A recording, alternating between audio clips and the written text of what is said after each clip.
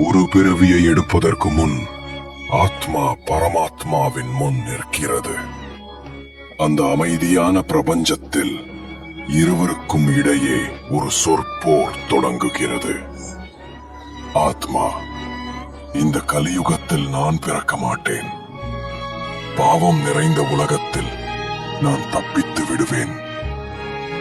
பரமாத்மா, உனக்கு தேர்வு உண்டு மகளே. உனக்குள் நான் இரு ஆற்றல்களை விதைக்கிறேன். ஒன்று ஆத்மா, மற்றொன்று மனது. ஆத்மாவை அடிப்படையாக கொண்டால் நீ என்னை நோக்கி வருவாய்.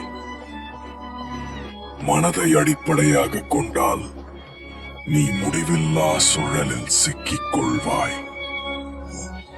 பரமாத்மா ஒரு சிரிப்புடன் கூறி அவளை பூலோக பயணத்துக்கு அனுப்புகிறார். கர்ப்பத்தின் அமைதியான இருளில் 7 மாதங்கள் கடந்த பின் அந்த ஆத்மா நினைவுகளை கலங்கமில்லாமல் நினைக்கத் தொடங்குகிறது. எம்பெருமா, என்னை மீண்டும் அனுப்பாதே, நான் திரும்ப வரமாட்டேன் என்று அழைக்கிறது. அந்த குரலை கேட்டு பரமாத்மா சிறிது வருந்துகிறார். ஆனால் ஷடம் என்ற வாயுவை அழைத்து அந்த சிசுவை சுற்றி ஒரு ஒளி கவசத்தை உருவாக்கச் செய்கிறார்.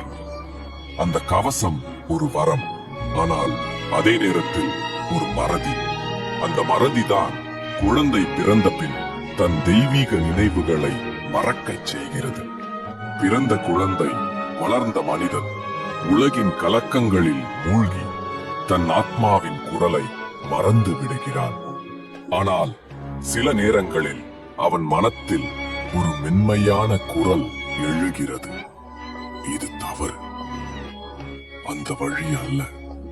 அதுதான் அந்தர்யாமி, பரமாத்மாவின் மௌனச் சத்தம். ஒரு நாள் அவன் ஒரு வைஷ்ணவ கோவிலில் சென்று பெருமாளின் சடாரியை தலையில் ஏற்றிக் கொள்கிறான். அந்த கணத்தில் அவன் ஆத்மா மீண்டும் பேசுகிறது. இம்முறை எனது நினைவுகளை நீயே காக்க வேண்டும். மறதியின் வாயுவை வென்று உன்னை நோக்கி வருவேன். அந்த நிமிடத்தில் பரமாத்மா சிரிக்கிறார். மனிதனுக்குள் தெய்வம் விழித்துக் கொண்டிருக்கிறது.